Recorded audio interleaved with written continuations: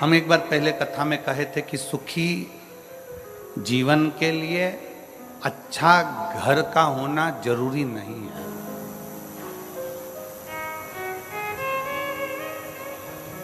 सुखी जीवन के लिए अच्छा घर का होना जरूरी नहीं है।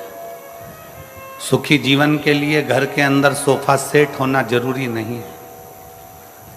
सुखी जीवन के लिए घर के अंदर टीवी होना जरूरी नहीं है। सुखी जीवन के लिए घर के अंदर बहुत सारे ठाठ होना जरूरी नहीं है। सुखी जीवन के लिए घर में सोना, चांदी, हीरा, पन्ना ये सबका होना जरूरी नहीं है। शिव महापुराण की कथा कहती है सुखी जीवन के लिए घर का माहौल अच्छा होना बहुत जरूरी है।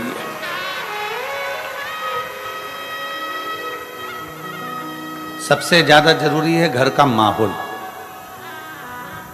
सबसे ज्यादा जरूरी है घर की शांति।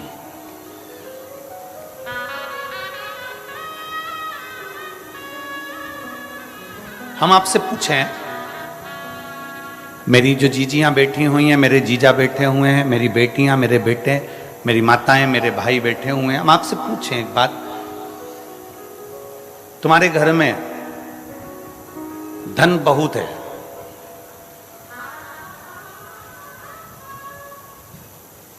तुम्हारे घर में सोफा सेट भी लगा हुआ है, तुम्हारे घर में संपदा भी बहुत है, तुम्हारे घर में टीवी, फ्रिज सब कुछ है, सारा सुख है,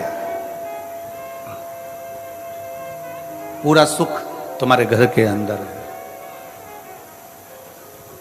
दुकान भी अच्छी है, घर भी अच्छा है, 2 मंजिल का, 3 मंजिल का, सब बना। और पति खूब दारू पिए, खूब गाली दे, दिन रात नशे में धुत रहे, तो मेरी जीजियों से पूछना है, ईमानदारी से बोलो वो घर किसी काम का है? जम के तो बोलो जरा। नहीं, वो सोफा सेट किसी काम का है? वो धन और दौलत किसी काम की है? घर में सोफा सेट है, डाइनिंग सेट है, हीरे का सेट है, सोने का सेट है, चांदी का सेट है, बर्तन का सेट है, और आदमी अपसेट है, तो वो सेट किसी काम का नहीं है महाराज। वो सेट किस काम का? उस सेट की कोई मूलता नहीं, उस सेट की कोई महत्वता नहीं, उस सेट की कोई प्रधानता नहीं।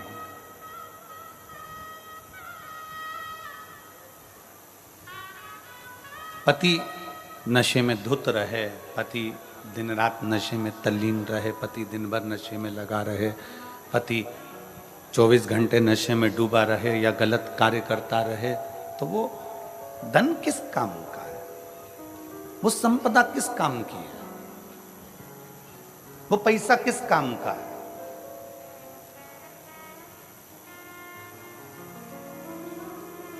उस धन की कोई मूलता नहीं। हमने भिलाई की कथा में एक बात कही थी, श्रीमती कौशल्या देवी सहाय जी यहां पर बैठी हुई हैं। हमने भिलाई की कथा में एक बात कही थी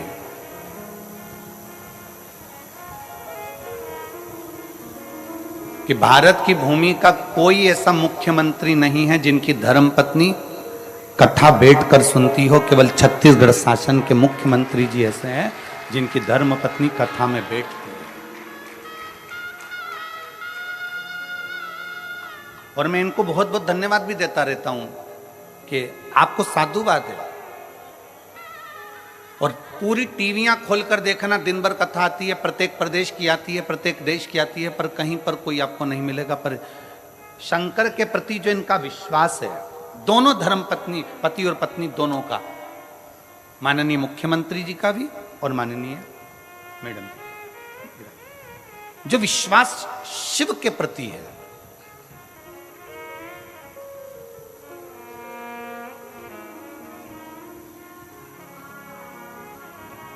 और दुनिया के लोग अपनी अपनी जगह पर आप लोग तो अखबार में पढ़े होंगे, आप लोगों ने तो टीवी पर भी देखा होगा कि कई लोगों ने एक लोटे जल पर भी कमेंट्स कर दिया कि एक लोटे जल से क्या होता है। छत्तीसगढ़ का एक एक बच्चा जानता है कि एक लोटे जल से क्या होता है। आप भी अभी चिल्लाकर बोलोगे क्या होता है? सारी समस्या का हल होता है। इसलिए एक लोटा जल चढ़ा चढ़ा के छत्तीसगढ़ वालों ने समस्या ही खत्म कर दी है।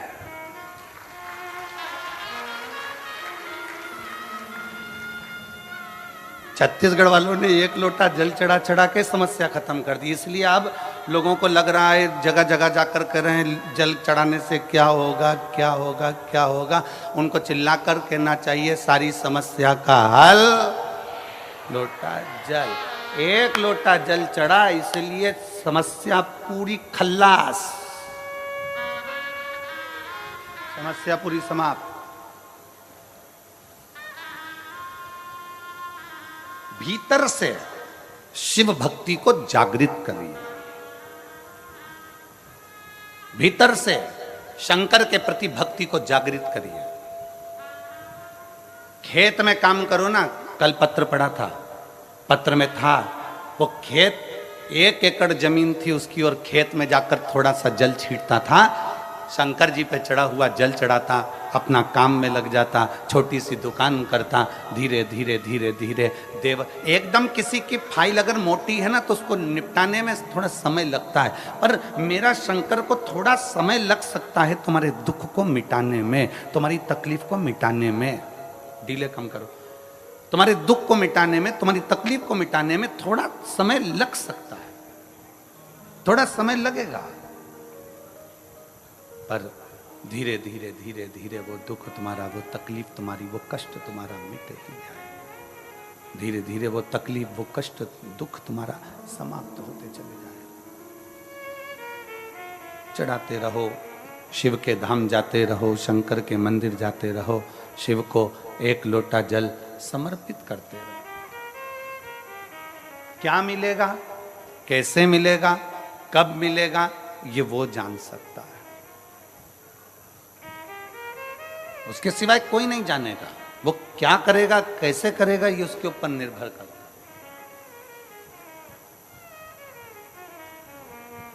और पतंग उड़े आकाश माने, डोर थारा हाथ मां।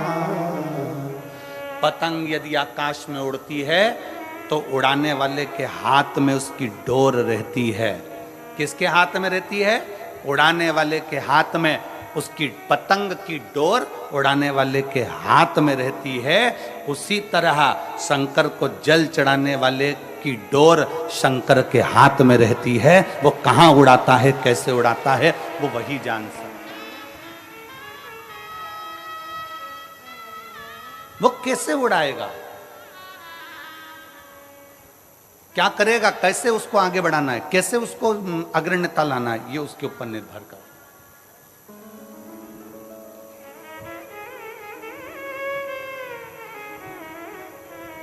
शिव महापुराण की एक बात बड़ी सुंदर है कि कर्म मत छोड़ो, मेहनत मत छोड़ो। कर्म करते रहो, मेहनत करते रहो, खेती करते रहो, दुकान चलाते रहो, नौकरी करते रहो, व्यापार करते रहो, व्यवसाय करते रहो, कर्म करते रहो।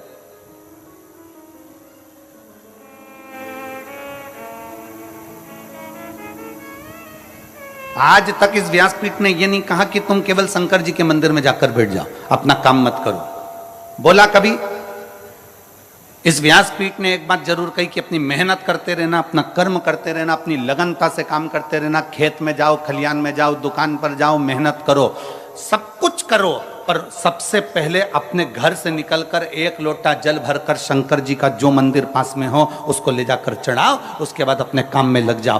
क्यों? क्योंकि तुम जो काम करोगे, मेहनत करोगे, शंकर जी को एक लोटा जल चढ़ाकर अगर करोगे तो शंकर तुम्हारी मेहनत को चार चांद लगा देगा और उसका फल जरूर देगा। मेहनत करो, कर्म करो, ये व्यासपीठ कभी ऐसा नहीं कहती कि कर्म मत करो। भगवान शंकर ने अपने दोनों बेटों से कहा जो पृथ्वी की परिक्रमा कर कर आएगा उसको प्रथम गिनती में गिना जाएगा। अगर शंकर जी चाहते तो अपने बेटे को राज सिंहासन दे देते कि मैं कार्तिकेय को पृथ्वी का अधिपति बनाता हूं, मैं गणेश जी को पृथ्वी का अधिपति बनाता हूं। पर पहले भगवान शंकर पार्वती ने कर्म करवाया कि जाओ परिक्रमा कर कर आओ,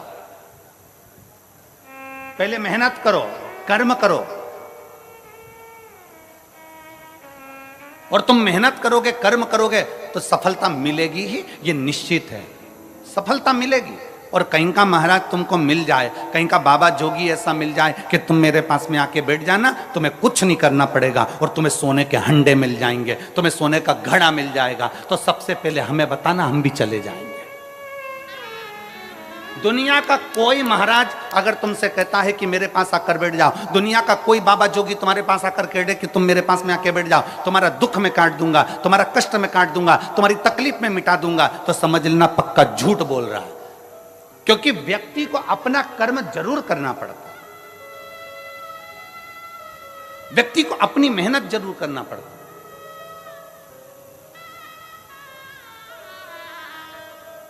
अब हम आपसे पूछें, आप सब अपना अपना गांव छोड़कर, नगर छोड़कर, घर छोड़कर बहुत दूर गाड़ियां खड़ी करवा दी और पैदल चलकर कथा के पंडाल में पहुंचे। मेहनत करी कि नहीं करी, कर्म करा कि नहीं करा? कर्म करा तो यहां तक पहुंचे हो, पहुंचे हो कथा मिल रही है, पहुंचे हो तो कथा श्रवण कर रहे हो, मिल रही है।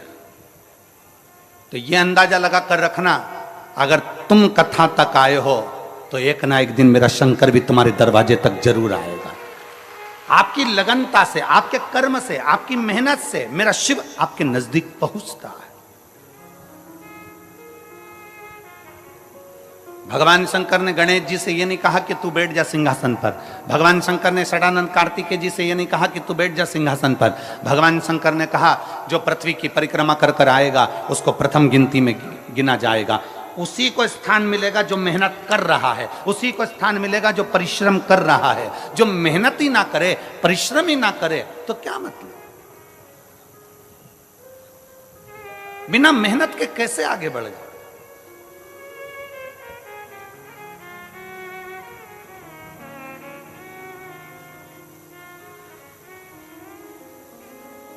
राजा विक्रमादित्य की एक कथा आती है।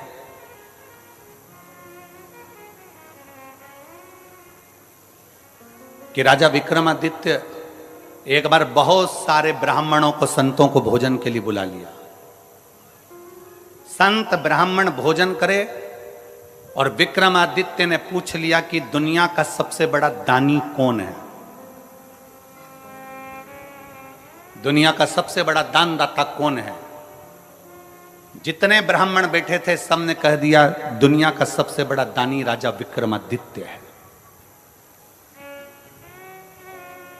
दुनिया का सबसे बड़ा दानदाता राजा विक्रमादित्य है, अवंती का नरेश है। एक ब्राह्मण बैठा था, एक संत बैठा था, वो मुंह उतार कर बैठ गया। उसने नहीं कहा कि दुनिया का सबसे बड़ा दानी राजा विक्रमादित्य है, ये वो बोला ही नहीं, उसने नहीं बोला। दुनिया का सबसे बड़ा दानदाता राजा विक्रमादित्य है, ये वो बोला ही नहीं, उसके मुख से शब्द नहीं निकला, आवाज नहीं निकली। राजा विक्रमादित्य ने देखा कि ये बहुत देर से बैठा है, चुप होकर बैठा है, सबने बोला पर ये नहीं बोला है, इसका मुख उतरा हुआ है, इसका चेहरा उतरा हुआ है, जरा मैं इससे पूछूंगा जरूर, इसके मन में कुछ चल रहा है। राजा विक्रमादित्य ने उसको बुलाया और बुलाकर पूछा, क्यों ब्राह्मण देवता, सबने कहा कि दुनिया का सबसे बड़ा दानवीर राजा विक्रमादित्य है, पर आपने नहीं बोला, क्या बात है? आपके मन में कोई संशय है, आपके मन में कोई प्रश्न है, आपके मन में कोई बात है? बताओ जरा, क्या बात है, क्या संशय है, क्या विचार है आपका? राजा विक्रमादित्य की बात सुनी तो ब्राह्मण को लगा अगर मैं बोल दूंगा, राजा के पक्ष की बात बोलूंगा तो मुझे इनाम मिलेगा, पर राजा के विपक्ष की बात बोलूंगा तो मुझे मृत्युदंड मिल सकता। अगर मैं राजा के विपक्ष का बोल दूं और राजा को बोल दूं कि आप सबसे बड़े दानी नहीं हो, तो हो सकता है मुझे मृत्युदंड मिल जाए। हो सकता है कि मुझे मृत्युदंड मिले? नहीं नहीं महाराज, ऐसी कोई बात नहीं है। राजा विक्रमादित्य ने कहा, नहीं महाराज, आप ब्राह्मण होकर झूठ नहीं बोल सकते। अगर ब्राह्मण होकर झूठ बोल रहे हो तो यह श्रेष्ठता नहीं है तुम्हारी।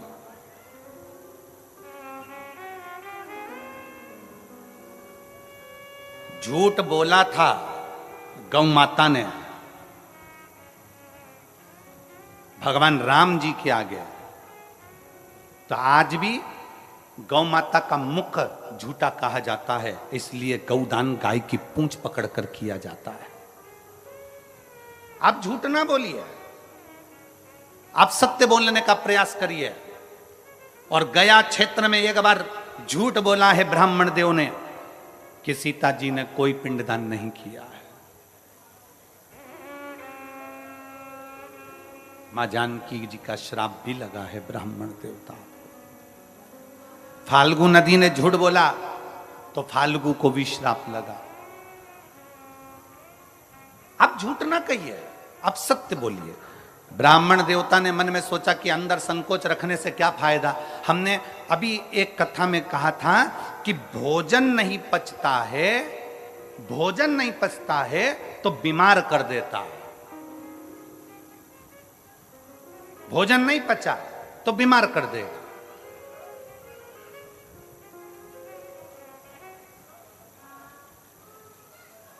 यदि भोजन नहीं पचा तो हमको बीमार कर देगा, और किसी की बात नहीं पची तो चुगलखोर बना देती है। अगर बात नहीं पची और किसी ने कहा तुमसे ऐसा ऐसा ऐसा और बात नहीं पची ना, तो तुम 10 जगह जाकर कहोगे उसने तो मुझे ऐसा कहा था, उसने तो मुझे ऐसा बोल दिया था, उसने तो मुझे ऐसा कर दिया। चुगलखोर तुम्हें तुरंत बना देगा, एक चुटकी के अंदर चुगलखोर बना देगा अगर बात नहीं पची तो।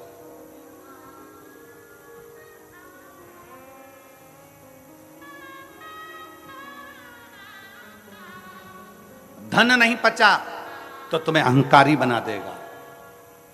अगर तुम्हारे पास में धन आना चालू करा, पैसा आना चालू हुआ, धन संपदा आना चालू हो गई, तुम्हें पद प्रतिष्ठा मिल गई और तुम्हारे घर में अगर धन आने लगा तो धीरे धीरे अगर पचा नहीं वो तो तुम्हें अहंकारी बना देगा। अभिमान के शब्द निकलने लगेंगे, अभिमत्ता के शब्द निकलने लगेंगे, अहमता के शब्द निकलने लगेंगे, अभिमत्ता के शब्द निकलने लगेंगे।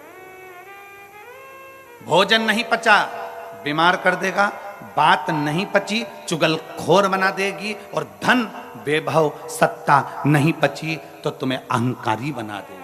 अभिमत्ता अहम तुम्हें प्रदान कर दे, अहंकार।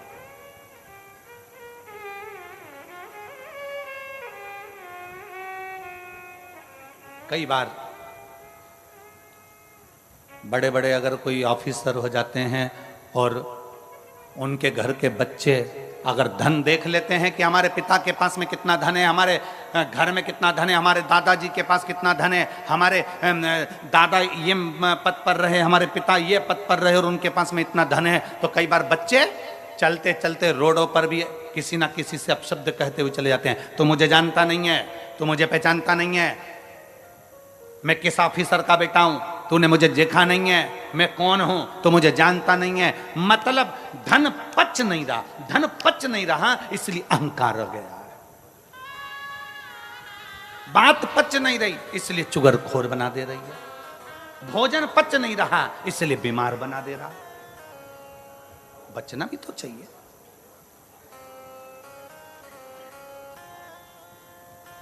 भोजन पचेगा तो कभी बीमार नहीं होगे, बात पचेगी तो कभी चुगलखोर नहीं होगे, धन पचेगा तो कभी अहंकारी नहीं होगे। पचाना सीखो, पचाना सीखो। विक्रमादित्य जी के सामने राजा के सामने ब्राह्मण खड़ा और ब्राह्मण ने पूछ रहे हैं, राजा विक्रमादित्य पूछ रहे हैं तुम्हारे मन में कोई बात है, जल्दी बोलो क्या बात है। इतने में उसने कहा सरकार मैं बोल तो दूंगा, महाराज मैं बता तो दूंगा, पर आप मुझ पर नाराज तो नहीं होगे। राजा विक्रमादित्य ने कहा मैं नाराज नहीं होऊंगा, तुम बताओ बात क्या है। राजा विक्रमादित्य के सामने ब्राह्मण ने कह दिया महाराज तुम कहते हो कि दुनिया के सबसे बड़े दानी कौन, सब ने कहा कि राजा विक्रमादित्य दुनिया का सबसे बड़ा दानी है, पर मैं कहता हूं राजन समुद्र के उस पार एक चंद्रायन नाम का राजा रहता है। वो एक दिन में 1 लाख सोने की मुद्रा का दान करता है। एक दिन में जब तक वो 1,00,000 सोने की मुद्रा का दान ना कर दे तब तक ना वो अन्न ग्रहण करता है ना वो पानी पीता है। राजा विक्रमादित्य ने सोचा कि ये ब्राह्मण बोला। राजा विक्रमादित्य ने फूल की माला ब्राह्मण को पिनाई, कहा तुमने हिम्मत तो करी है। जैसे कल वो बेटी ने प्रश्न लिखकर भेजे तो हमको अच्छा लगा, इसलिए हमने उस बेटी को यहां बुलाया कि कम से कम बेटी ने हिम्मत तो करी है, बोलने की सामर्थ्यता तो रखी है, लिखने की सामर्थ्यता तो रखी है। केवल सहे जाओ सहे जाओ सहे जाओ वो श्रेष्ठता नहीं है, थोड़ा बोलने की भी दम चाहिए, थोड़ा लिखने की भी सामर्थ्यता चाहिए। कम से कम उस बेटी ने लिखने की सामर्थ्यता तो करी, इसलिए उस बेटी को बुलाकर कल हमने बेलपत्र दी कि तुमने पत्र में प्रश्न अच्छे लिखे। ए गुरुजी,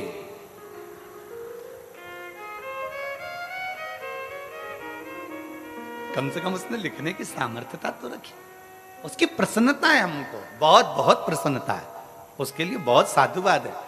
ऐसी बेटियों के लिए तो तुमको ताली ठोकर बहुत जोरदार स्वागत करना चाहिए कि उनकी प्रसन्नता है, आपके मन का बल तो सामने प्रकट हुआ।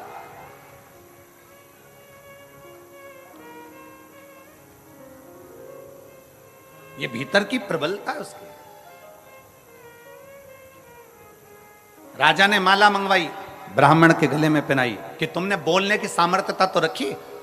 राजा को रात भर नींद नहीं आई, रात भर, कि ऐसा कौन सा राजा है जो 1,00,000 सोने की मुद्रा रोज देता है, उसके बाद भोजन करता है, पानी पीता है, जरा मैं पता तो करूं। राजा ने आधी रात को एक सेवक के कपड़े पहने और राजा समुद्र के पार चला गया। समुद्र के पार जाकर राजा उस राजा चंद्रायन के पास पहुंचा और वहां के द्वारपालों से विनती करी कि मुझे राजा से मिलना है।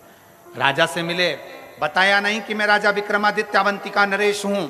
जाकर कहा महाराज मैं अवंतिका नरेश हूं, तो ये नहीं कहा, ये नहीं बोला,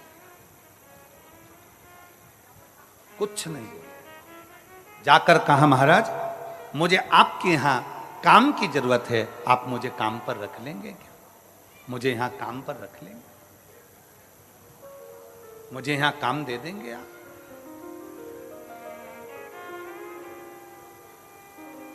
आप मुझे काम प्रदान कर देंगे? राजा चंद्रायन ने पूछा तुम क्या काम कर सकते हो, बताओ, क्या काम करोगे तुम, वो बताओ। विक्रमादित्य ने कहा, राजा विक्रमादित्य एक सेवक के वेश में खड़े होकर कहते हैं महाराज जो कोई नहीं कर सकता वो काम में कर सकता, जो कोई ना कर सके। क्योंकि राजा विक्रमादित्य काम इसलिए कर सकता है, जो कोई नहीं कर सकता वो राजा विक्रमादित्य इसलिए कर सकता है क्योंकि राजा विक्रमादित्य के पास में बेताल था, बेताल को बोल देता तो सब काम हो जाता। तो उसको मालूम है कि जो कोई ना कर पाए वो राजा विक्रमादित्य कर पाए। ठीक है, राजा चंद्रायन को प्रसन्नता हो गई कि ऐसा सेवक मुझे मिल गया। द्वारपाल लगा दिया, उसको दरवाजे पर खड़ा कर दिया। राजा विक्रमादित्य दरवाजे पर खड़े थे। सुबह सुबह ब्रह्म मुहूर्त में राजा चंद्रायन उठते और उठकर नहाने के लिए समुद्र पर जाते। समुद्र में नहाकर एक देवी के मंदिर में जाते। देवी के मंदिर में जाकर प्रणाम करते मां को, और प्रणाम करने के बाद एक खोलता हुआ तेल, उकलते हुए तेल में राजा चंद्रायन उसके अंदर तेल में बैठ जाते। बैठते बैठते तेल में राजा चंद्रायन का पूरा शरीर जल जाता, पूरा शरीर पक जाता। तब कई योगनियां आती उस देवी के मंदिर से, कई योगनियां आकर उसको नोच नोच कर खाती, और खाते ही राजा चंद्रायन के ऊपर देवी मां उसी समय पर बाहर निकलती मंदिर से, हाथ में जल लेकर राजा चंद्रायन पर छींटती, और राजा चंद्रायन वापिस जीवित हो जाता, और देवी उसको 1,00,000 सोने की मुद्रा दे देती, और राजा वो सोने की मुद्रा ले जाकर दान दे देता। विक्रमादित्य ने ये देख लिया, राजा विक्रमादित्य ने ये देखा राजा विक्रमादित्य ने ये जाना कि ये देवी के मंदिर में आता है, वो पानी में उकलता, तेल में उकलता है, उकलने के बाद देवी जी इसको 1 लाख सोने की मुद्रा दे देती है। अब राजा विक्रमादित्य ने विचार करा, बस देखना था कि मुद्रा आती कहां से। राजा विक्रमादित्य सुबह दूसरे दिन खुद पहुंच गया। राजा उठकर जाता, उससे पहले विक्रमादित्य गया। विक्रमादित्य जाते से ही स्नान करा, देवी को प्रणाम करा, खोलते तेल में खुद बैठ गया। उसका शरीर जला, जलने के बाद देवी प्रकट हुई। देवी ने प्रकट होकर जल छीटा, विक्रमादित्य जीवित हो गया। जीवित हुआ, देवी ने 1 लाख सोने की मुद्रा राजा विक्रमादित्य को देना चाहिए। राजा विक्रमादित्य ने कहा, माँ मुझे ये सोने की मुद्रा नहीं चाहिए। राजा फिर गया, नहाया, नहा के फिर खोलते तेल में कूद गया, वापिस कूदा, देवी ने फिर जीवित कर दिया। देवी जी ने फिर सोने की मुद्रा दी 1 लाख। राजा ने कहा, मुझे सोने की मुद्रा नहीं चाहिए। फिर गया, फिर नहाया, फिर कूद गया खोलते हुए तेल में। 7 बार राजा विक्रमादित्य खोलते हुए तेल में बार बार गिर रहा था। 7 बार राजा विक्रमादित्य खोलते हुए तेल में जा रहा था। आखिरी में जब खोलते तेल में जाने लगा 8वीं बार, तब देवी ने उसका हाथ पकड़ लिया। अरे विक्रमादित्य, तुझे चाहिए क्या, वो तो बोल। राजा विक्रमादित्य ने कहा, मां तू मुझ पर दया करती है ना, तो जिस थैली में से तू 1 लाख मुद्रा रोज देती है, वो थैली मुझे दे दे मां, वो थैली मुझे दे। जिस 1 लाख मुद्रा तू जिस थैली में से रोज देती है, वो थैली मुझे दे दे। राजा विक्रमादित्य के हाथ में जगत जननी दुर्गा भवानी ने थैली दे दी। उसी समय मंदिर गायब हो गया, उसी समय मंदिर समुद्र में डूब गया, उसी समय पर सारी वो कड़ाव तेल का चले गया। इतनी देर में राजा विक्रमादित्य तो चले गए, इतने में चंद्रायन राजा आए। चंद्रायन राजा ने देखा, क्या तो देवी का मंदिर ही नहीं है, समुद्र में चले गया, ना तो कोई खोलता हुआ तेल है ना कुछ है। राजा चंद्रायन घर पहुंचे और उनकी आंख में जल पड़ा था। पलंग पर सो गए, बीमार पड़ गए, चिंता में पड़ गए, मेरा नियम टूट जाएगा। मैं 1 लाख सोने की मुद्रा दान करता था, मेरा पूरा की पूरा नियम आज समाप्त हो जाएगा। 1 लाख सोने की मुद्रा दान करता था, आज मेरा पूरा नियम समाप्त हो जाएगा। पूरा क्या करूं मैं, क्या करूं, क्या करा जाए, कैसे करा। बीमार पड़ा राजा, राजा बीमार, पूरे नगर में सूचना हो गई, पूरे नगर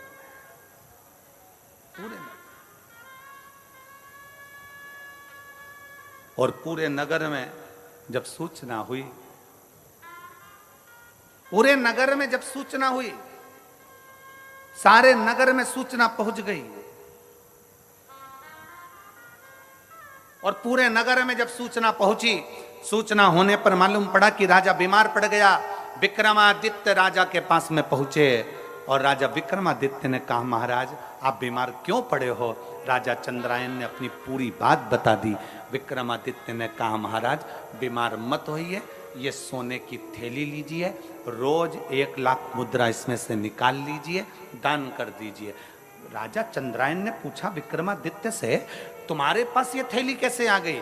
महाराज जब आप मुझे सुबह अपने साथ लेकर गए, मैं दरवाजे पर खड़ा था, मैंने देखा आप खोलते हुए तेल में उकल रहे थे, चीख रहे थे, आपका दर्द मुझसे सहन नहीं हुआ, इसलिए देवी माँ की आराधना कर कर वो थैली में आपके लिए लेकर आ गया। ये लो थैली आपके पास में रखी है, वो थैली में आपके लिए लेकर आ गया, ये थैली आपके पास रखी है। ब्राह्मण को सूचना मिली कि राजा चंद्रायन को सोना उगलने वाली थैली विक्रमादित्य दिया है। तब राजा के दरबार में आकर ब्राह्मण चिल्लाकर बोला कि राजा विक्रमादित्य जैसा दानी दुनिया में कोई नहीं हो सकता। अगर वो थैली धमतरी वालों तुम्हें मिल जाती तो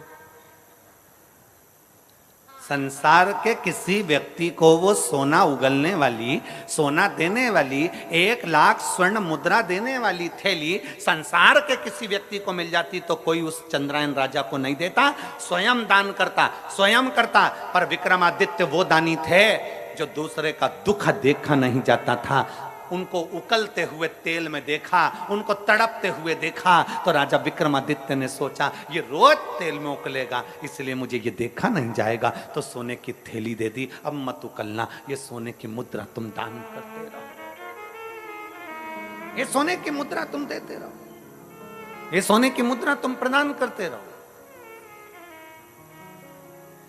दानी वो नहीं है जो बहुत सारा धन दे दे, दानी वो नहीं है जो किसी को वस्त्र दे दे, दानी वो नहीं है जिस किसी को पूंजी दे दे, दानी वो नहीं है जो किसी को स्वर्ण दे दे, दानी वो नहीं है जो बहुत सारा धन दौलत संपदा दे दे, दानी वो है जो दूसरे का चेहरा देखकर पहचान जाए कि इसके दिल में दर्द क्या है, इसको तकलीफ क्या है, इसको कष्ट क्या है, इसके अंदर इतना दर्द क्यों छुपा हुआ है, ये रोता क्यों है, क्यों इसकी आंख में आंसू है। दुनिया का सबसे बड़ा दान, अगर संसार का कोई दान सबसे बड़ा है तो वो प्रेम का दान है। आप किसी के दुख में शामिल हो जाएं, आप किसी के तकलीफ में शामिल हो जाएं, आप किसी के कष्ट को थोड़ा कम कर दीजिए, किसी के यहाँ जाकर उसके दुख को कम कर दीजिए, किसी के कष्ट को कम कर दीजिए, तो दुनिया के दानी कहलाओगे। इसलिए शंकर भगवान को ओघड़ दानी कहा जाता है, शिव जी को ओघड़ दानी इसलिए कहते हैं क्योंकि मेरा भोलेनाथ एक लोटा जल चढ़ाने वाले का दुख नहीं देख सकता, उसका दुख तुरंत काट देता है, इसलिए उसको ओघड़ दानी कहते हैं।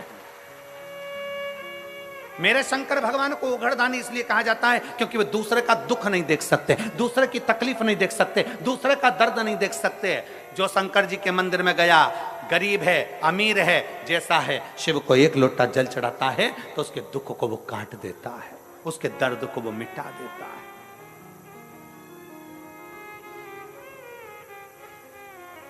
ओघड़दानी है वो, दुनिया का श्रेष्ठ। किसी के जीवन के दुख को समाप्त करना, बस निवेदन एक ही है, अपने कर्म के साथ, अपनी मेहनत के साथ, अपनी लगनता के साथ शंकर के मंदिर में जाइए, अपनी मेहनत के साथ अपनी खेती पर काम करिए, अपनी मेहनत के साथ अपनी दुकान पर काम करिए, अपनी मेहनत के साथ अपनी ड्यूटी करिए, और मेहनत का फल भोलेनाथ देगा, एक लोटे जल के साथ जरूर देगा। आप उसको जल समर्पित करते रहिए। कई लोग कहते गुरुजी एक पत्र है, देखिए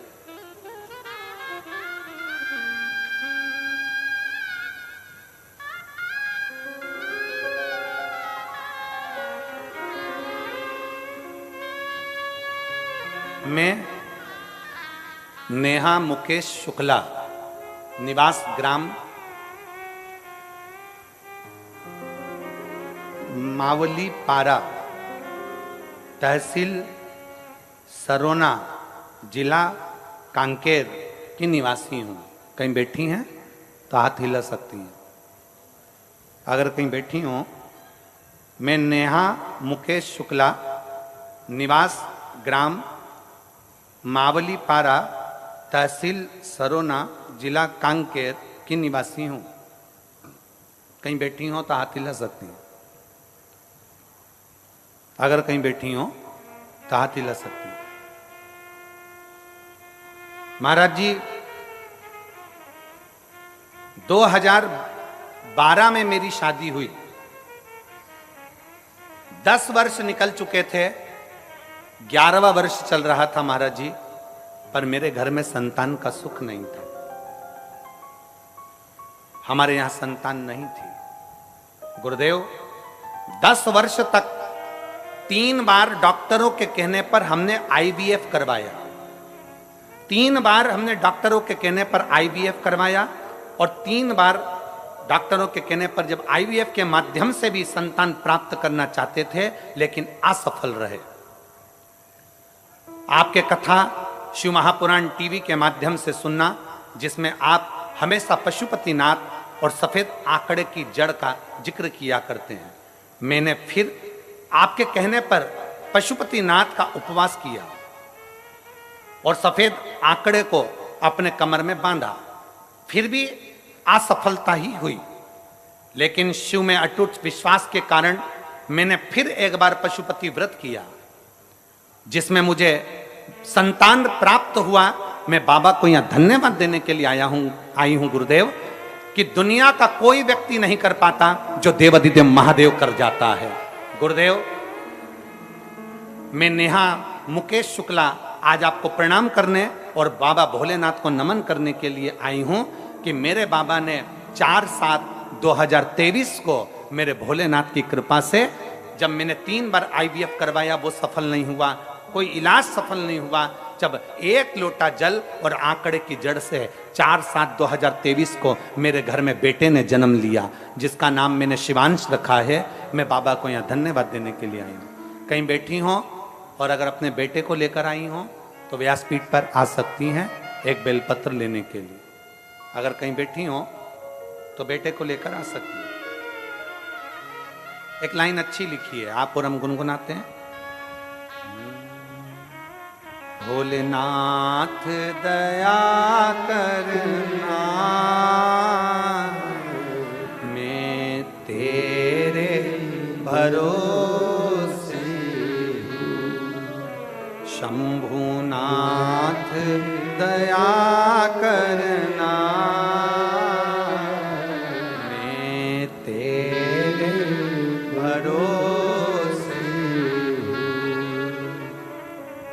ना घर के भरोसे हूँ,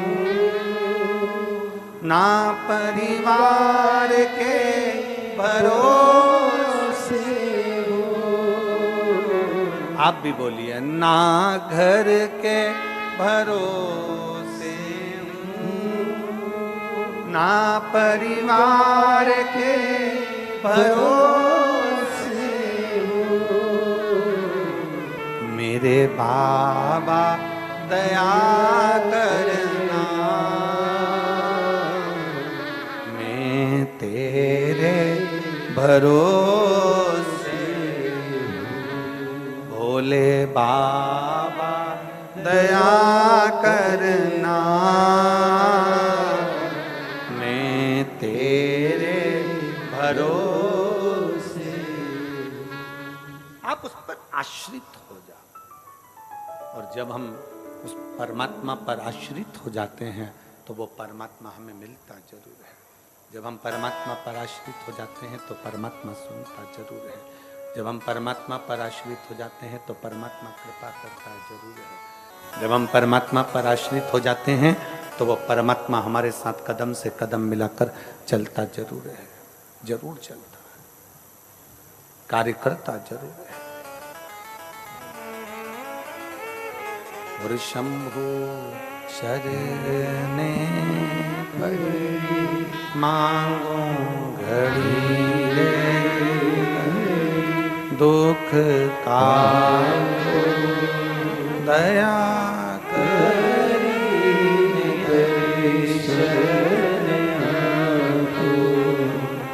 कृपा क्यों ना करे। आप उस पर आश्रित हो जाओ पूर्ण भरोसे के साथ, पूर्ण श्रद्धा के साथ। और जब पूर्ण श्रद्धा पूर्ण भरोसे के साथ जब हम आश्रित होंगे,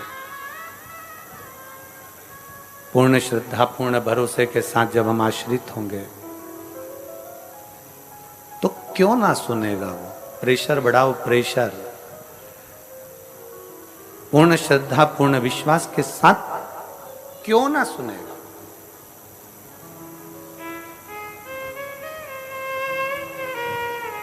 एक विश्वास अपने भीतर जागृत करिए, एक भरोसा अपने भीतर जागृत करिए, एक दृढ़ता अपने भीतर जागृत करिए। कर्म करने में पीछे ना हटिए, मेहनत करने में पीछे ना हटिए। कल एक बेटी से मिलना हुआ, प्रसाद बना रही थी, वो अपने माता वगैरह के साथ आई थी। हमने पूछा, पढ़ाई कर रही हो? गुरुदेव, एक बार मैंने प्रयास करा कंपटीशन एग्जाम का, 2 बार प्रयास किया, फिर मैंने छोड़ दिया, अब मैं एग्जाम वगैरह नहीं दे रहा। मैंने कहा ठीक है। हमने कहा चाय पीती हो? वो हंसकर बोली कि गुरुजी ऐसी बात पूछ रहे हो, चाय नहीं पीते क्या हम? हमने कहा चाय पीती हो? कहाँ? हमने कहा एक आध बार तुम्हारी जीवान जली है? कहे गुरुजी एक आध बार, कम से कम कई बार हमारी जीवान जल गई चाय से। तो हमने कहा चाय पीना छोड़ दी? तो क्या कोई चाय पीना छोड़ते हैं क्या? हमने कहा जब चाय से जीवान जल रही है तो भी तुम चाय पी रहे हो, तो एक आध दो बार अगर कंपटीशन एग्जाम में फेल भी हो गए तो फिर मेहनत करो, एक दिन सफलता तुम्हारे हाथ लगेगी जरूर।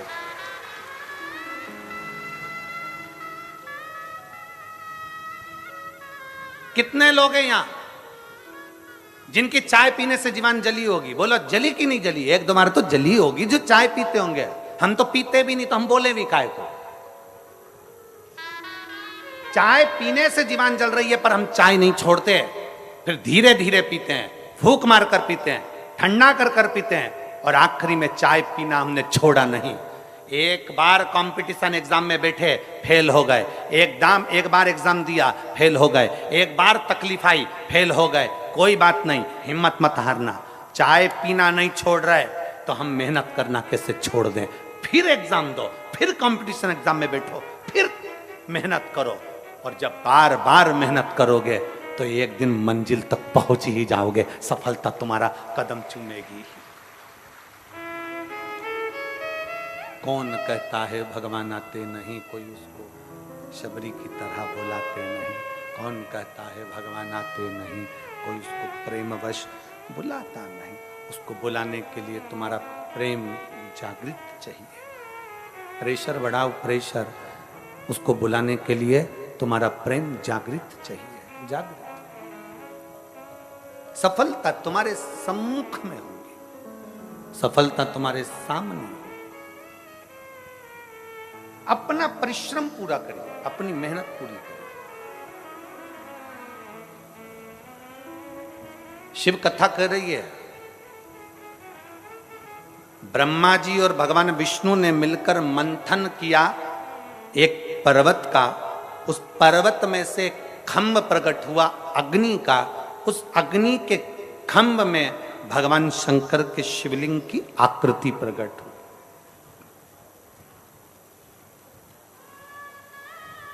ब्रह्मा जी उस शिवलिंग का शीश देखने जा रहे हैं।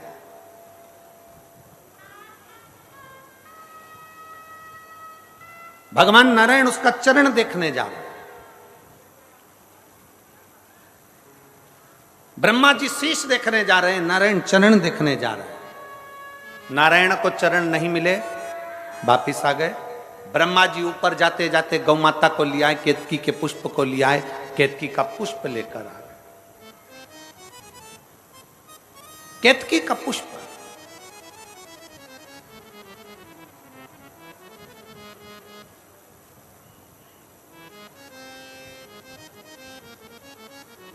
जिस केतकी के पुष्प को सबसे ज्यादा अहंकार था, जितनी चीजों को अहंकार होता है शंकर उसको स्वीकार नहीं करते। शंकर भगवान उसको स्वीकार नहीं करते। कामदेव को अहंकार था, कामदेव को अहंकार था कि मैं सबकी समाधि को तोड़ सकता हूं। कामदेव का अहंकार था कि मैं बड़ा सुंदर हूं। रति के पति कामदेव अपने आप को कहते हैं कि मेरी सुंदरता बड़ी प्रबल है। शंकर नेत्र खोलकर उस कामदेव को जलाकर भस्म कर देते हैं। चंद्र को अहंकार था सुंदरता का, काया का रोग हो जाता है और चंद्र उसको मस्तक पर स्वीकार कर लेते हैं। गंगा को अहंकार था कि मुझ में वो वेग है कि पृथ्वी पर कोई मुझे झेल नहीं सकता। शंकर भगवान से भागीरथ जी ने कहा कि गंगा पृथ्वी पर आए। गंगा पृथ्वी किसके लिए आई? गंगा गंगा या मृत्यु लोक में आई किसके लिए? कि पुत्र सगर के तारे, राजा सागर,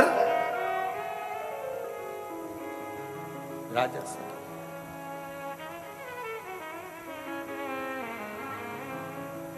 राजा सगर की दो धर्म पत्नी, एक पत्नी से एक पुत्र और दूसरी पत्नी से 60,000 पुत्र। राजा सगर ने अश्वमेध यज्ञ रखा। अश्वमेध यज्ञ जब पूर्ण होता है तो पूरा ब्रह्मांड उसी का हो जाता है। इंद्र को लगा ये राजा सगर इंद्र के सिंहासन पर भी आक्रमण कर लेगा, तो इसका यज्ञ खंडित करना है, यज्ञ खंडित हो।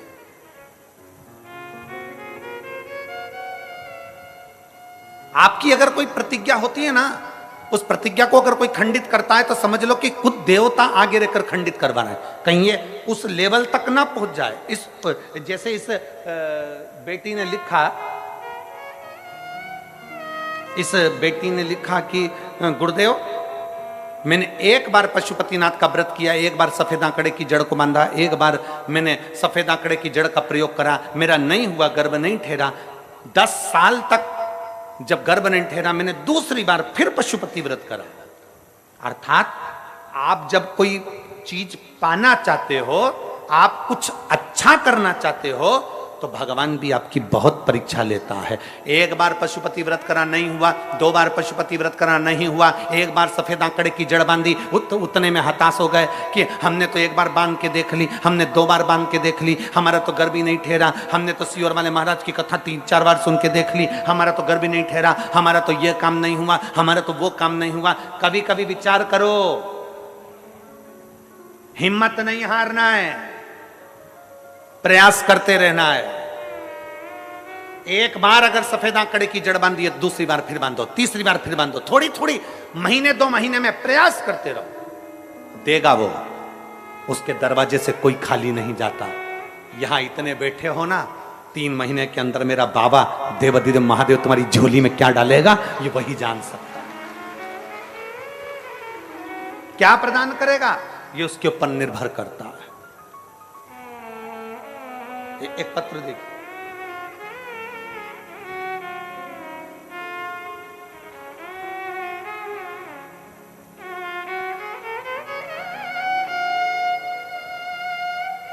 बाबा मेरा नाम लक्ष्मी यादव है, पति श्री कन्हैया यादव, ग्राम देव डोंगर, ग्राम देव डोंगर, दुधावा,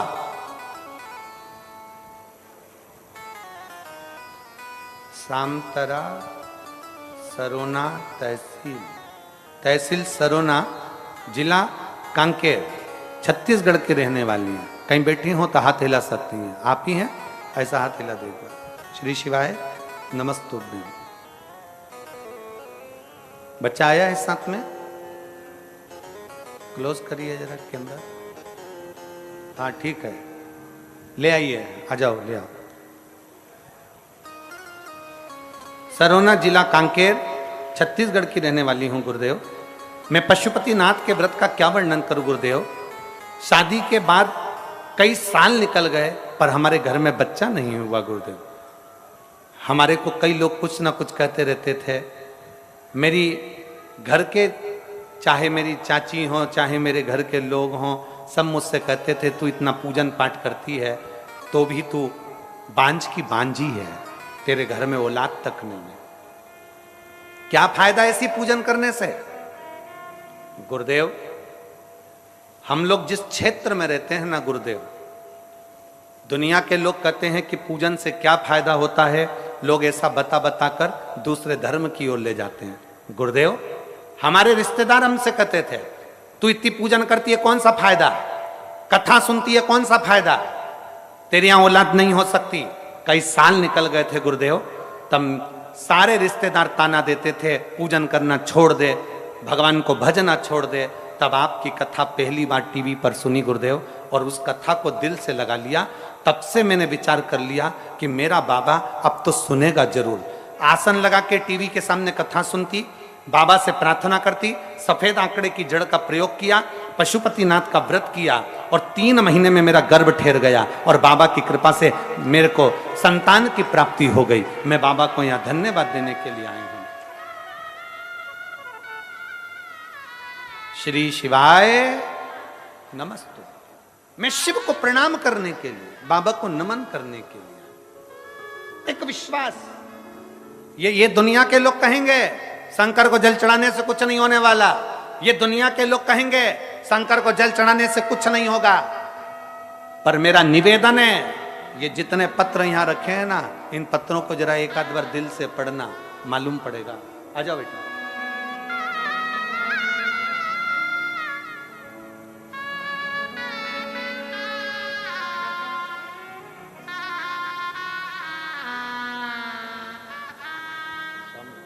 बधाई हो बेटा, बहुत बहुत।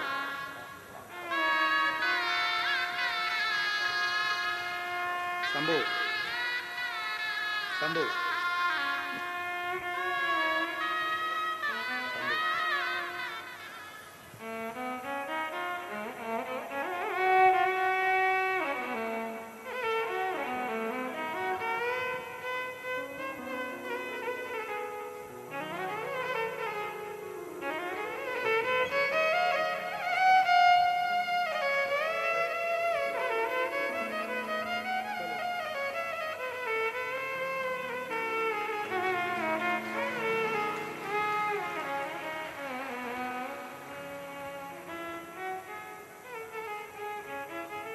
एक विश्वास अपने भीतर प्रकट है।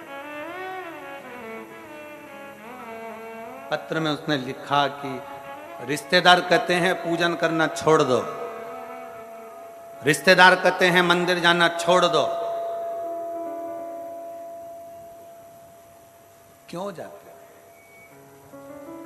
हमारा निवेदन है, संपूर्ण इस वनवासी क्षेत्र के, धमतरी जिले के संपूर्ण क्षेत्रवासियों से निवेदन है, जो शंकर के मंदिर जाता रहता है, शंकर के शिवलिंग पर एक लोटा जल चढ़ाता रहता है, एक ना एक दिन बाबा उसका हाथ पकड़कर उसको मंजिल तक पहुंचा जरूर दे।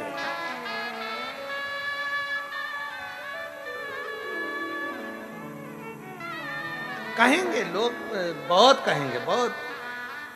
अब तो दुनिया के लोग, अब तो बड़े बड़े जो चले गए ना, बड़े बड़े पद पर बैठे थे, अब जिनके नाम के आगे भूत लग गया, उनको भी तकलीफ हो रही। एक लोटा जल से क्या होगा? क्या होगा एक लोटे जल से?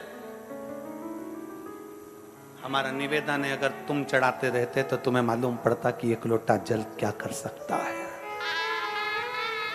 एक लोटा जल क्या कर सकता है? एक लोटे जल में कितना बल होता है, एक लोटे जल में कितना तत्व होता है। कभी आप सब लोग मोबाइल चलाते हो, यूट्यूब पर सर्च करिएगा, गूगल पर सर्च करिएगा, फेसबुक पे सर्च करिएगा कि गिलास के जल में और लोटे के जल में क्या अंतर होता है। गिलास का जल पीने से पेट में कितनी बीमारी आती है और लोटे का जल पीने से पेट की कितनी बीमारी जाती है, जरा नेट पर सर्च करिएगा। मत मानो आप शिव पुराण की, मत मानो आप वेद और पुराण की, आज के विज्ञान से जुड़ो और आज के साइंस से जुड़ो। साइंस और विज्ञान की बात निकालिए कि लोटे के जल में ऐसा क्या हो जाता है कि लोटे का जल पीने वाले की सारे पेट की बीमारियां समाप्त हो जाती है। लोटे का जल में ऐसा क्या हो जाता है कि लोटे का जल पीने वाले की सारी तकलीफें समाप्त हो जाती है। आप मत मानो शिव पुराण की बात, आप मत मानो वेद और पुराण की बात, आप तो विज्ञान की बात मानो, आप साइंस की बात मानो और विज्ञान और साइंस को उठाओ और देखो कि गिलास के जल में और लोटे के जल में कितना पावर है। गिलास के जल में 0 बराबर का पावर होता है और लोटे के जल का जब हम शंकर को चढ़ाकर उसका आचमन करते हैं, जब लोटे का जल पीते हैं तो शरीर के जितने रोग हैं वो धीरे धीरे अपने आप समाप्त होना चालू हो जाते हैं, अपने आप।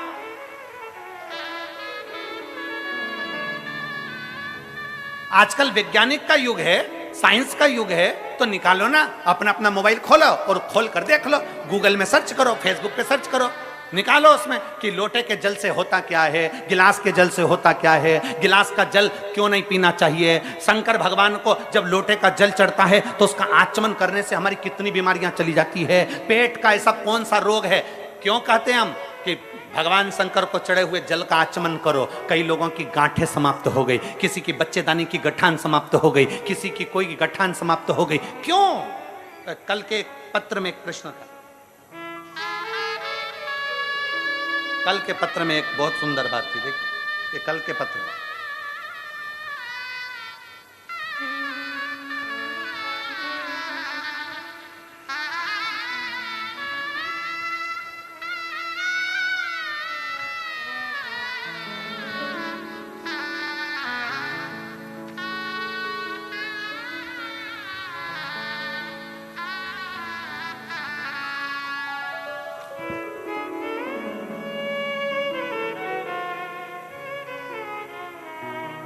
मैं पवन सिंह पुत्र स्वर्गीय श्री जीवन सिंह निवासी भोजगढ़ गुणा झुंझुनू मैं राजस्थान की निवासी हूँ और राजस्थान से यहाँ कथा सुनने आई हूँ। कहीं बैठी हो तो हाथ हिलाइए। झुंझुनू राजस्थान से आई हैं। पवन सिंह पुत्र स्वर्गीय श्री जीवन सिंह निवासी भोजगढ़ गुंडा झुंझुनू राजस्थान। कहीं बैठी हो तो हाथ हिला सकती हैं। जिनका मोबाइल नंबर ये है। पत्र को आप लोग एलईडी पर पढ़ सकते हैं, आस्था चैनल पर पढ़ सकते हैं। अगर कहीं बैठी हो तो हाथ हिला सकती हैं। मैं झुंझुनू राजस्थान की निवासी हूं। गुरुदेव, भगवान शिव पर चढ़ाए गए जल की महिमा का मैं क्या गुणगान करूं। आप लोग आस्था चैनल पर और एलईडी पर पत्र को पढ़िएगा। गुरुदेव, भगवान शिव पर चढ़ाए गए जल की महत्ता का मैं गुणगान करूं। आपके बताए हुए अनुसार हमारी माता जी के मुंह में सफेद छाले हो गए थे। हमने उसको कई जगह दिखाया, आराम नहीं आया, क्योंकि वो छाले साधारण नहीं थे। वो छाले कोई साधारण नहीं थे। आराम नहीं आया। फिर उनको हम जयपुर में प्राइवेट अस्पताल में दिखाने ले गए। जांच कराई तो उनको दलक शुगर बताया और भी बीमारियों को दर्शाया गया। पर हमको थोड़ा सा दुख हुआ। डॉक्टर ने सलाह दी कि आप दवाइयां लें। हमने दवाइयां ली पर वो छाले समाप्त नहीं हुए। दिक्कत बढ़ती चली गई। खाने पीने में अब पूर्ण तरह से उनका खाना पीना बंद हो गया। तब किसी ने कहा, पड़ोसन कहती है शिव मंदिर में जाओ, एक लोटा जल चढ़ाओ, उस लोटे का जल लाकर शंकर का चढ़ाया हुआ जल मां को देना प्रारंभ करो। हमने लोटे का जल चढ़ाकर मां को देना प्रारंभ करा। अब हमारी माता को आराम लग गया और उन्होंने भोजन करना प्रारंभ कर दिया। अब वो ठीक है। मैं बाबा को यहाँ धन्यवाद देने के लिए आई। ये शिव तत्व है, ये औघड़ी है, ये शंभु है। ये कल के पत्र में था, नहीं है, कल के पत्र में था। अगर कहीं बैठी हो तो बेलपत्र के लिए आ सकती है। एक शिव तत्व अपने भीतर होना चाहिए। शिव महापुराण की कथा कहती है डॉक्टर शंकर का एक रूप है। डॉक्टर शंकर का एक रूप है। जब शरीर में कष्ट आए तो सबसे पहले डॉक्टर के पास जाना चाहिए, क्योंकि शिव का रूप डॉक्टर है। शरीर में कष्ट हो, डॉक्टर के पास जाओ। जांच का बोले, जांच कराओ, जो बोले वो करो, पर साथ में इलाज के साथ शंकर को एक लोटा जल चढ़ाते रहो, क्योंकि डॉक्टर भी आखिरी में कह देता है कि अब इनको दुआ की जरूरत है, तो वो दुआ हमको चाहिए। डॉक्टर भी आखिरी में कह देता है कि अब मेरे हाथ में नहीं, अब उसके हाथ में है। मतलब डॉक्टर के साथ एक डॉक्टर और है। जब वो ऑपरेशन करने जाता है तो साइन करवा लेता है, सिग्नेचर करवा लेता है कि मेरी जवाबदारी नहीं है, सिग्नेचर जिसने करा है उसकी जवाबदारी है। ऑपरेशन में जाने से पहले कोई डॉक्टर ऐसा नहीं कि सीधे ऑपरेशन थिएटर में ले जाए, सिग्नेचर करवाता है पहले कि आप जवाबदारी तुम्हारी है।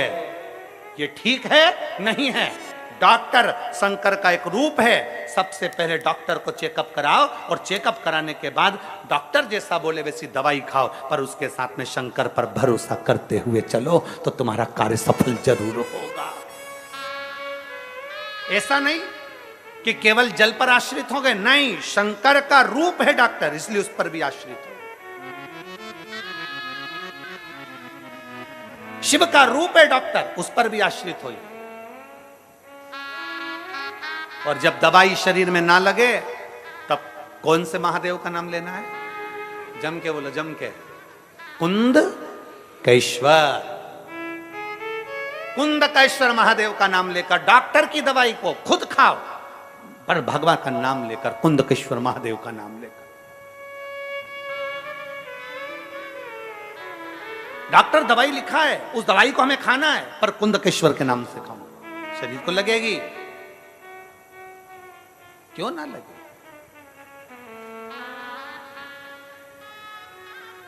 और जब हम उस पर आश्रित हो जाते हैं, इसीलिए शास्त्र कहता है, शिव तत्व कहता है, एक शब्द में सत्य बोला, इसलिए नाम सत्य नारायण। घर घर में सत्यनारायण भगवान की कथा होती है। इधर हमको ये धमतरी जिले का तो नहीं मालूम, होती है इधर भी? हाँ ठीक है, होना चाहिए।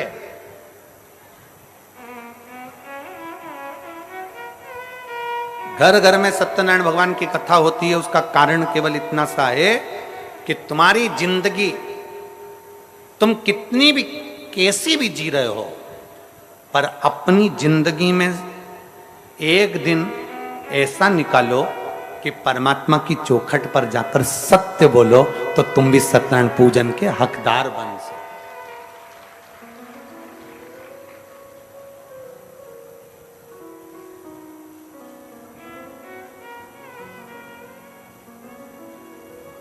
जितने पानी बांटने वाले हैं, मेरा आपसे करबद्ध निवेदन है, ये सब छांव में बैठे हैं, इनको पानी की जरूरत नहीं है। बोलो जी जी जरूरत है क्या तुमको?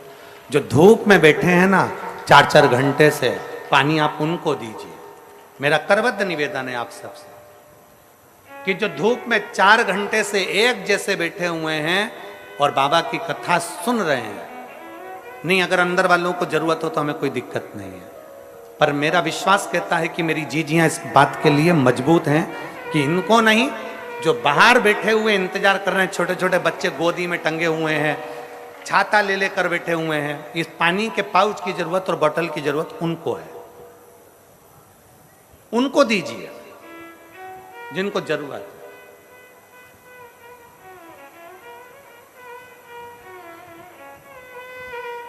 और फिर निवेदन है, कथा सुनने आने वालों से निवेदन है, अपने साथ में पानी की कितनी बोतल लाओ।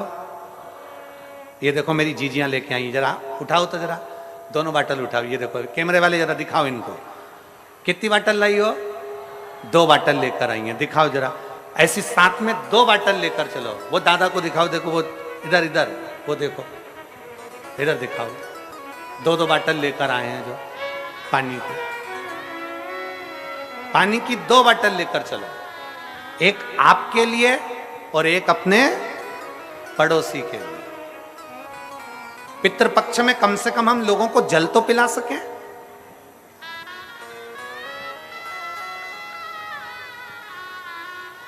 बोलबम का नारा है, सारी समस्या का हल, जरा जम के बोलो, सारी समस्या का हल एक लोटा जल। प्रयास करिए आप, शिव को पाने का प्रयास करो। भगवान नारायण ने सत्य कहा, सत्य नारायण हो गए। ब्रह्मा जी सत्य स्वीकार नहीं करे, उन्होंने कह दिया या का सब झूठा है। उन्होंने कह दिया मेरे को तो शीश मिला। भगवान ने जैसे ही बोला शीश मिला, केतकी के फूल से पूछो, केतकी के फूल ने झूठ बोल दिया, गौ माता ने झूठ बोल दिया। तब ब्रह्मा जी झूठ बोले तो उनका सिर कट गया, कर्मनाशा नदी प्रकट हो गई। वो कर्मनाशा बहती रही उत्तर प्रदेश। कर्मनाशा,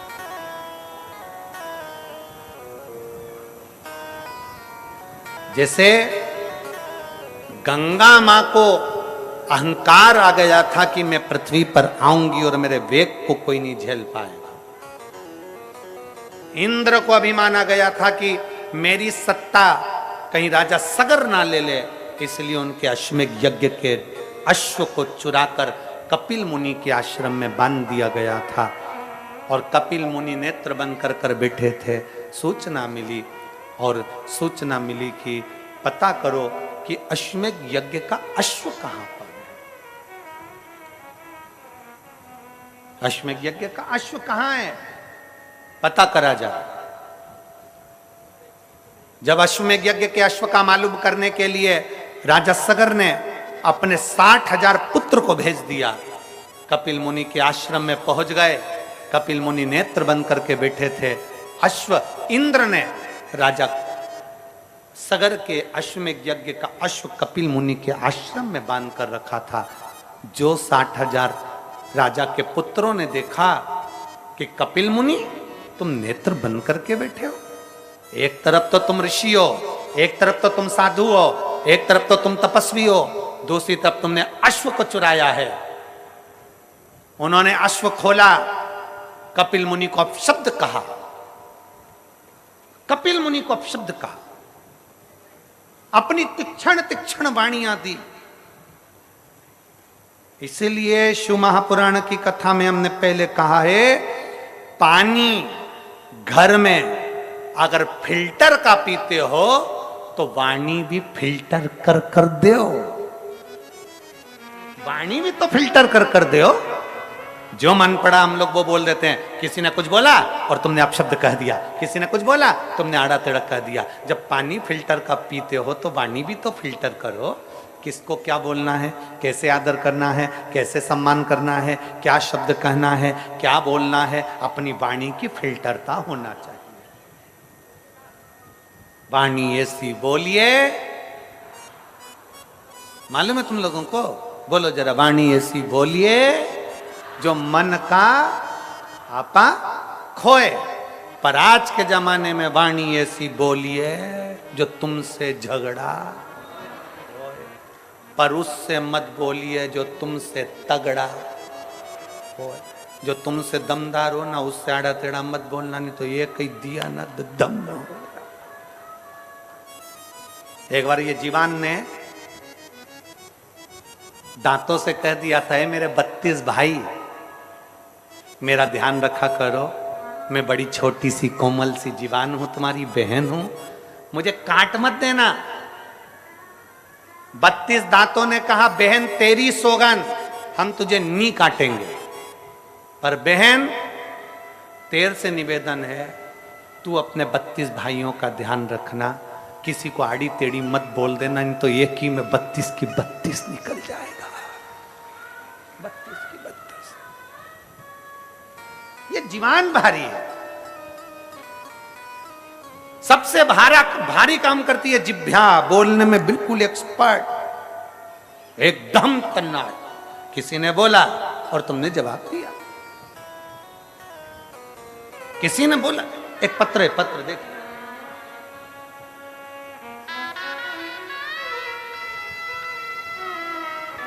मेरा नाम खेमलता निषाद है। कहीं बैठी हैं खेमलता निषाद? मेरा नाम खेमलता निषाद है। मैं ग्राम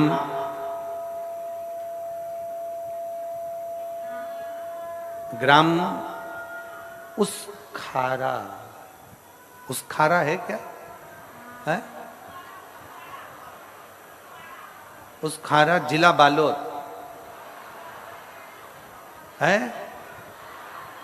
तुम समझ गए ना? हाँ जाने दो तो फिर तो। उसखारा जिला बालोद की रहने वाली हूँ। कहीं बैठी हो तो हाथ हिला सकती हैं, दिखी हैं? हाँ आ जाओ, एक बेलपत्र ले जाना, आ जाइए। उसखारा बालोद की रहने वाली हूँ। मेरा मोबाइल नंबर ये है। सन 2022 में मैं सीहोर रुद्राक्ष महोत्सव में गई थी। एक उम्मीद के साथ गई थी कि मुझे वहां रुद्राक्ष मिलेगा और मेरा दुख कटेगा।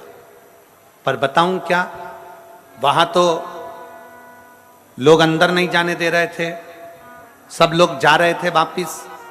लोगों ने कह दिया था कि वहां रुद्राक्ष वितरण नहीं हो रहा है, रुद्राक्ष बंटना बंद हो गया, भगदड़ हो गई, ये हो गया, वो हो गया।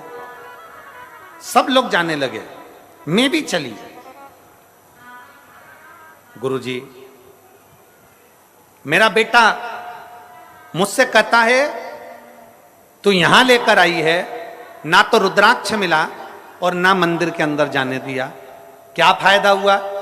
टाइम बर्बाद करा। मैं दुखी हो गई।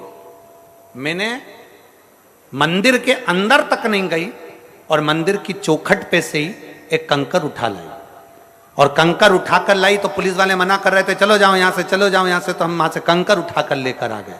रोते रोते हम अपने घर पर आ गए और वापिस हम कुबेर भंडारी के दरवाजे पर नहीं गए।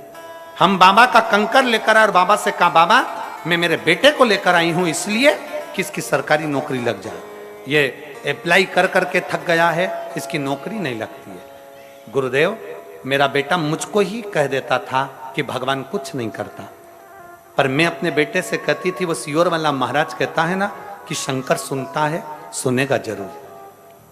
सीहोर वाला महाराज कहता है कि कुबरेश्वर धाम की धरा से कोई खाली नहीं जा सकता, तो बाबा बुलाएगा जरूर। गुरुजी, हम कंकर उठाकर लेकर आ गए और कंकर लाकर हमने अपने घर में रखकर उसकी पूजन चालू कर दी। मैं अपने बेटे से कहती कि इस पे जल चढ़ा, बेटा नहीं चढ़ा।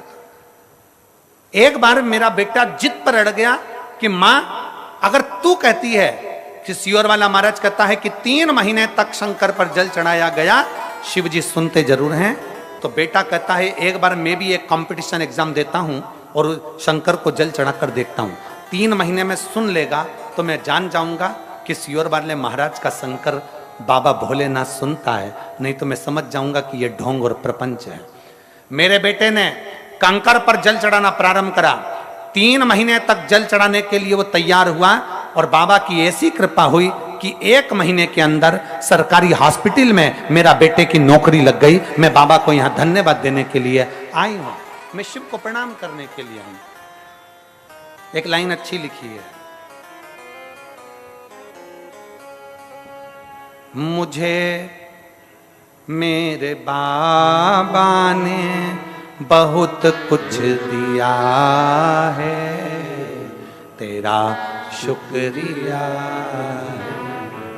तेरा शुक्रिया। मुझे भोले बाबा ने बहुत दे दिया है, तेरा शुक्रिया, तेरा शुक्रिया। ये जायदाद दी है, औलाद दी है, मुसीबत में हर वक्त इमदाद दी है, तेरा ही दिया मैंने खाया पिया, तेरा शुक्रिया, तेरा शुक्रिया। मुझे भोले बाबा ने बहुत दे दिया है, तेरा शुक्रिया है, तेरा शुक्रिया।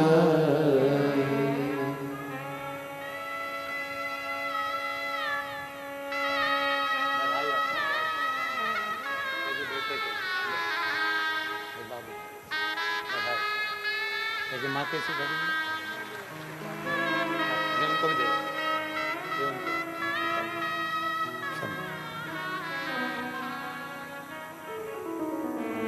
एक विश्वास शिव के प्रति रखिए, एक भरोसा शंकर के प्रति रखिए। जब भरोसा और विश्वास दृढ़ हो जाता है तो शिव तत्व हमारे भीतर समाहित हो जाता है। जब विश्वास और भरोसा दृढ़ हो जाता है तो शंकर हमारे करीब आ जाता है। हम विश्वास और भरोसे को दृढ़ नहीं बना पाते। पितृपक्ष की, श्राद्ध के समय की ये शिव महापुराण की कथा है। जिस पितृपक्ष में पितृदेव और महादेव दोनों एक साथ कृपा बरसाते हैं और जीव का कल्याण कर जाते हैं, दोनों एक साथ। आपका एक अन्न का दाना, आपका दिया गया एक अंश दान कितने लोगों का पेट भर रहा है, कितने लोगों को सुख प्रदान कर रहा है। आपके पानी की एक बोतल कितने लोगों को सुख प्रदान कर रही है।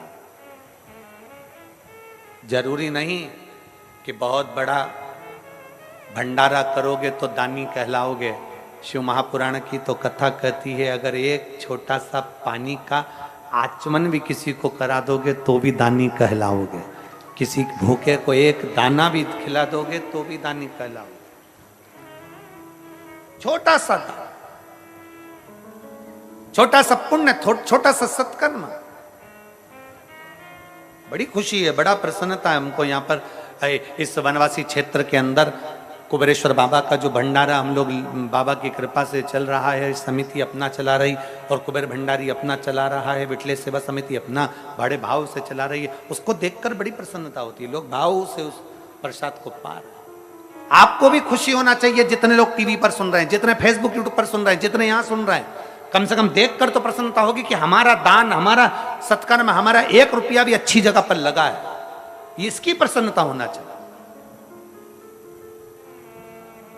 अपने भजन की प्रसन्नता रखो कि हम कहां बैठकर भजन कर रहे हैं, हम कहां बैठकर सत्कर्म कर रहे हैं, उसकी प्रसन्नता अपने भीतर होना चाहिए।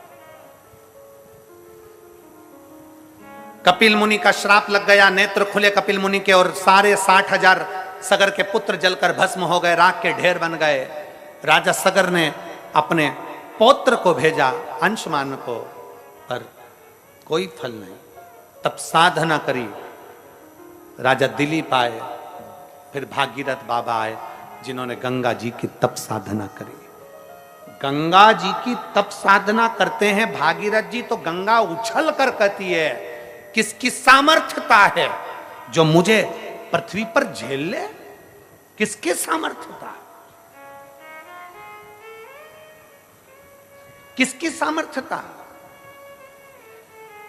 शिव महापुराण की कथा कहती है, अपने मुख से कभी अभिमत्ता के शब्द मत बोलिए, अपने मुख से कभी अभिमान के शब्द मत बोलिए, अपने मुख से कभी अहंता के शब्द मत बोलिए, क्योंकि अहंकार में 3 गए, धन, वैभव और वंश। ना मानो तो देख लो, रावण, कौरव और कंस, ये तीनों अहंकार में चले गए, तीनों अभिमत्ता में चले गए। इस माँ ने एक लाइन लिखी, इस माँ ने इस लाइन में लिखा कि मेरा बेटा अब भगवान को इतना मानता है, इतना मानता है कि मेरे बेटा एक्सरे मशीन को चलाता है तो भी लोग उसको डॉक्टर कहते हैं, एक्सरे मशीन चलाने वाले को भी लोग डॉक्टर कहते हैं। गुरुदेव, मेरा बेटा खुश होता है कि देखो मेरे शिव ने मेरे ऊपर कितनी कृपा कर दी कि बिना डॉक्टर के भी लोग मुझे डॉक्टर कहकर जाते हैं, मैं भले एक्सरे की मशीन चलाता हूं। ये दृढ़ता नहीं तो और क्या, ये विश्वास नहीं तो और क्या, ये भरोसा नहीं तो और क्या। अपने भीतर विश्वास को जागृत करिए, अपने भीतर चले।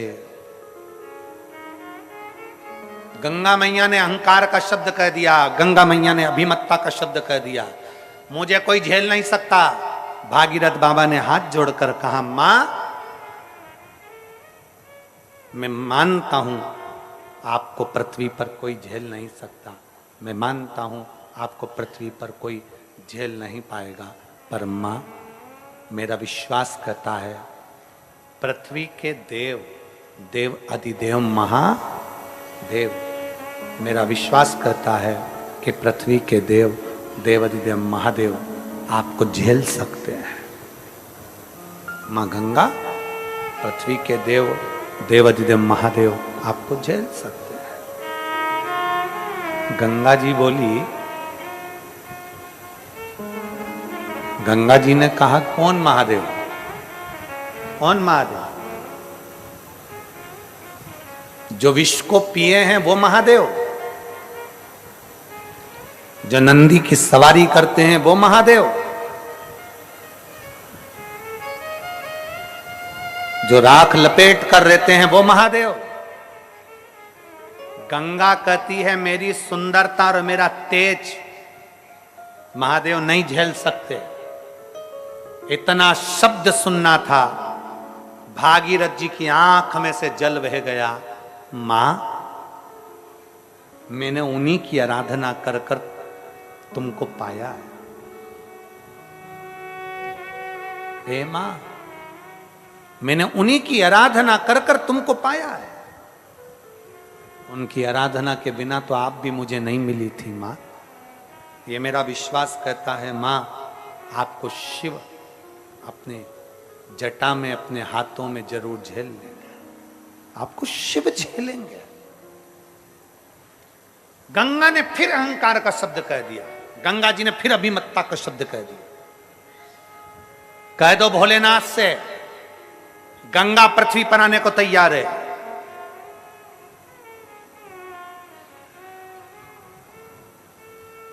गंगा पृथ्वी पर आने को तैयार है, कह दो भोलेनाथ से, अगर वो झेल सके तो झेल ले। भागीरथ जी शंकर भगवान के धाम कैलाश पर पहुंच गए, हाथ जोड़कर बोले, हे करुणा सागर, हे त्रिकालदर्शी, है कैलाशी विनाशी, है शिव, हे शंकर, हे ओघड़ी, हे दयालु, हे दातार, हे शिव, करुणा करने वाले, हे शंकर,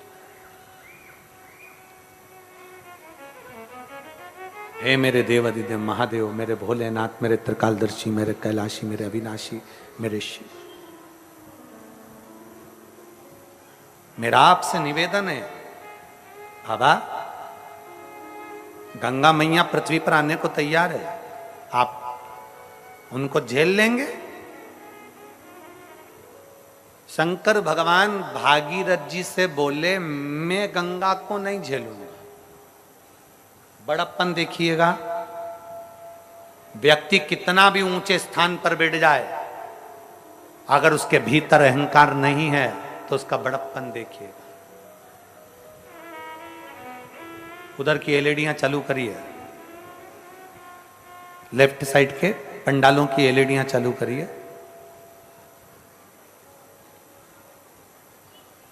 बड़प्पन देखिए मेरे भोलेनाथ का। मेरे शंकर भगवान ने कहा, मेरे ओघड़दानी ने कहा, मेरे शंभू बोले, मेरे शिव बोले, गंगा को मैं नहीं झेल सकता, गंगा को मैं नहीं झेलूंगा। तो भागीरथ जी बोले, फिर गंगा सही कह रही है कि मेरा वेग कोई नहीं झेल सकता। आप नहीं झेलेंगे तो कौन झेलेगा? शंकर भगवान कहते हैं, गंगा को जाकर कह दो कि उसको हाथ में झेलने की जरूरत ही नहीं पड़ेगी, उसको तो मेरे बाल ही काफी हैं झेलने के लिए। केवल मेरा केश, केवल मेरे बाल गंगा को झेलने के लिए काफी हैं।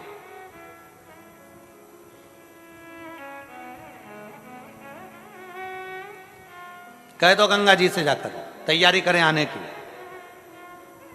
आप उनका आदर नहीं करेंगे, सम्मान नहीं करेंगे। शंकर जी कहते हैं, गंगा का सम्मान मेरे केश में आएगी तो खुद हो जाएगा।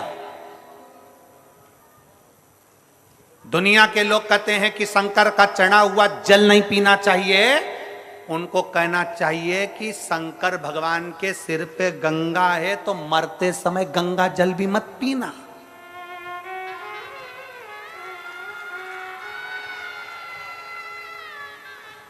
शंकर के सिर पर गंगा है। तुम कहते हो शंकर पे चढ़ा हुआ जल मत पियो, तुम कहते हो शंकर पे चढ़ी हुई बेलपत्र मत खाओ, तुम कहते हो शंकर पे चढ़ा हुआ जल मत पियो, तो फिर गंगा जल क्यों पीते हो? मरते समय घर के लोग दौड़ के जाते हैं, जल्दी गंगा जल लाओ, आखिरी सांस चल रही है, निपटने वाला है, जा रहा है। ये श्राद्ध भी हमको ज्ञान देते हैं कि जिंदा हो जब तक अपने मोबाइल की डीपी बदलते रहो, निपट जाओगे तो एक ही फोटो दीवार पे टंग जाएगा, बदल ही नहीं पाओगे, बदल ही नहीं पाओगे। ये श्राद्ध भी हमसे कहते हैं, जिंदा हो तो कथा में जाओ, जिंदा हो तो भजन करो, जिंदा हो तो दान करो, जिंदा हो तो सत्कर्म करो, जिंदा हो तो कीर्तन करो, कुछ पुण्य कर लो, कुछ तुमसे बन जाए, दान पुण्य संकीर्तन स्मरण भजन कीर्तन जो बन जाए वो कर लो, जिंदा हो तो। मरने के बाद तो इतना बड़ा फोटो सबके टंगेंगे, इतना बड़ा फोटो सबका टंग जाता है। महिलाएं मरती हैं तो सिर पे ऐसा पल्लू मल्लू रख के फोटो बनता है और मुस्कुराती हुई नजर आती है ऐसी, और घर के लोग खीर और पूड़ी मिला के फोटो पे चिपका देते हैं। अम्मा मुस्कुराती है, फोटो पे पूड़ी और खीर चिपकी रहती है। साल भर खीर पूड़ी चिपकी रहेगी, अगले साल फिर चिपक जाएगी,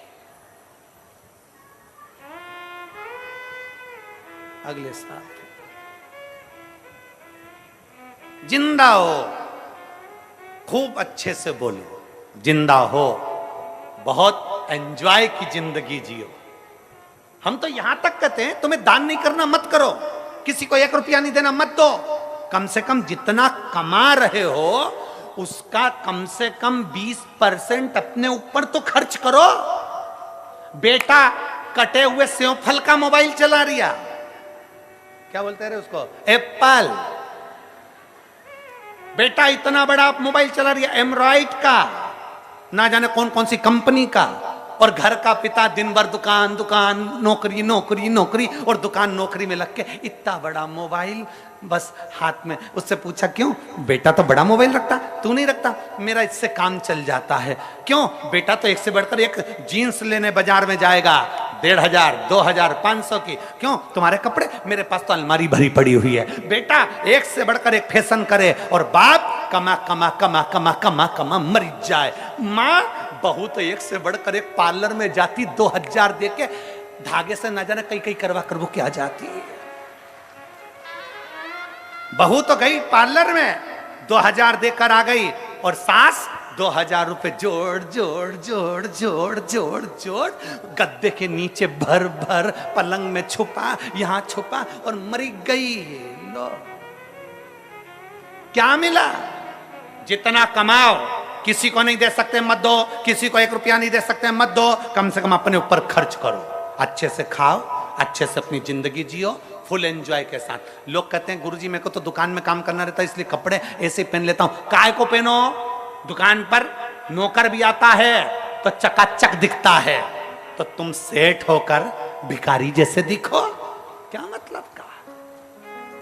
नौकर भी भोजन करने की छुट्टी मांग लेता है। बोलो री जीजियो सही है कि गलत है?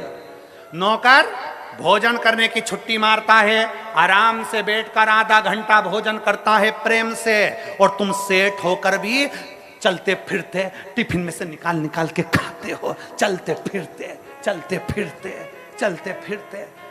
पत्नी कह रही खाना खा लिया? हाओ। नौकर घर पे जाके गरम रोटी खाता है और जो कमारिया सेठ बनकर वो टिफिन में सवेरे 9 बजे की बनी हुई रोटी दोपहर में 2 बजे मुंडे में खारा पानी निगल निकल कर। किसके लिए खा रहे हो? अपना अपने ऊपर खर्च करो, मत दो किसी को, नहीं देना है बिल्कुल मत दो, 1 रुपया मत दो, पर अपने ऊपर खर्च करो। नहीं तो एक दिन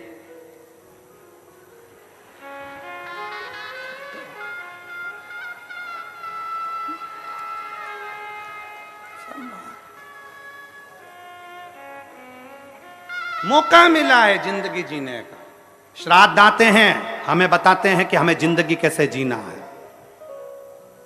घर में जितने भी मरे हुए लोग हैं उनका फोटो जो टंगा होता है उसमें रोता हुआ फोटो नहीं होता है। तुम्हारे यहाँ है क्या रोता हुआ फोटो? मुस्कुराता हुआ फोटो होता है, हंसता हुआ फोटो होता है। वो क्यों हंसते हैं? क्योंकि उनको मालूम है वो घर के लोगों पे इसलिए हंसते हैं, बेटा हम भी जोड़ जोड़ के मर गए, यहाँ टंग गए, तुम भी चले जाओगे हमारे बाजू में टंग जाओगे, इसलिए अच्छी जिंदगी जी लो। और शिव महापुराण की कथा हो रही है कांटाकुंडी में, सुन लो।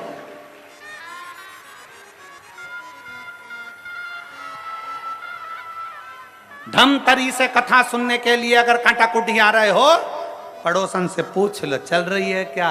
भगवान की कृपा से मेरे यहाँ गाड़ी है, बाबा ने बाबा के लिए दी है, गाड़ी खाली है, चल तू भी चल। गाड़ी खाली आ रही है, 2-4 को और बिठा ला, चलो कथा सुनेंगे, चलो सत्संग करेंगे, चलो स्मरण करेंगे, चलो शिव भक्ति करेंगे। और बाबा से प्रार्थना भी करना। पड़ोसन हो जो पड़ोसी की गाड़ी में बैठ के आए, भगवान से प्रार्थना करना हमारे पड़ोसी के 4 गाड़ी और आ जाए, अगली बार सीओर वाला महाराज आए तो 4 गाड़ी भर कर जाए। जोड़ा जोड़ा जोड़ा आखिरी में छोड़ा।